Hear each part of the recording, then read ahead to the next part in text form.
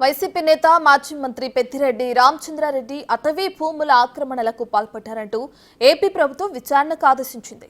CM Chandrababu ఆదేశాల మేరకు joint కమిటీని ఏర్పాటు చేసింది.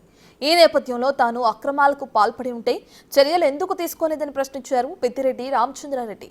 దీనికి మంత్రి రాంప్రసాద్ గట్టి కౌంటర్ ఇచ్చారు. పెద్దిరెడ్డి దోపిడీ నిజమన్నారు. ఇంకా ఆయన ఏమన్నారో ఇప్పుడు చూద్దాం.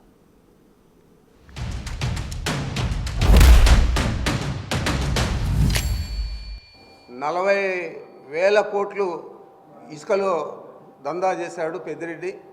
40,000 కోట్లు దోచేశాడని చెప్పారు. మరి ₹1 తినింటే ₹1 దోచేస్తుంటే ఎందుకు కానీ యాక్షన్ తీసుకోలేదని అడుగుతా ఉన్నాను. ఏ విధమైన యాక్షన్ తీసుకోకుండా మా ఫైల్స్ చూస్తే తెలుస్తుంది మీకు ఏం రాశాను నేను అని చెప్పి. మరి ఆ విధంగా రాసినాను కాబట్టి ఈరోజు నన్ను ఏది ఎదిరించలేకుండా దాని గురించి మాట్లాడడం లేదు. ఇదే పెద్ద మనిషి ఆ రోజు ఎన్నికల్లోనే నేను రెడ్ శాండిల్ అంతా కూడా ఎక్స్పోర్ట్ చేశాను, ఆయన చేసిందంతా కూడా నేపాల్లో పట్టుబడి ఉంది, దాని మీద మేము అధికారంలోకి వస్తానే చర్యలు తీసుకుంటానని చెప్పాడు ఇదే పవన్ కళ్యాణ్ గారు.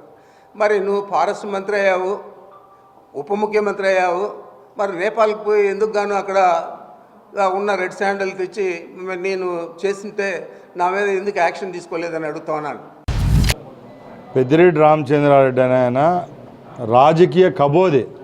ఎందుకంటే గత 2 రోజులుగా ఆయన చేసిన అక్రమాలపైన, ఆయన చేసిన ఆగడాల మీద కొన్ని పత్రికల్లో వస్తూ ఉంటే రాష్ట్రంలో ఉన్న ప్రజలైతేనే మిగతా పక్షాల వాళ్ళందరూ దాని గురించి చర్చిస్తూ ఉంటే ఈరోజు దాన్ని పక్కదారి పట్టించేదానికి రాష్ట్రంలో అభివృద్ధి జరగలేదు, 7 నెలల్లో మేము చేయలేనట్టు, జగన్మోహన్ రెడ్డి గారి హయాంలో 5 సంవత్సరాల్లో ఈ రాష్ట్రానికి ఏదో ఒదిగిందని ఆయన చెప్పుకోవడం చాలా విడ్డూరంగా ఉంది.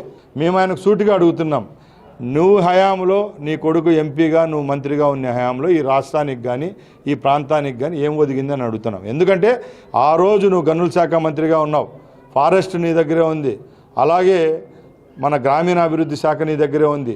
అన్ని శాఖలు పెట్టుకొని ఈ రాష్ట్ర ప్రజలు ఈ ఖనిజాలు అలాగే భూములు లాక్కునే ఘనత నీకు దక్కింది. ఈరోజు మా ప్రభుత్వం గురించి కానీ మా ముఖ్యమంత్రి గురించి కానీ మాట్లాడే హక్కు నీకు లేదు.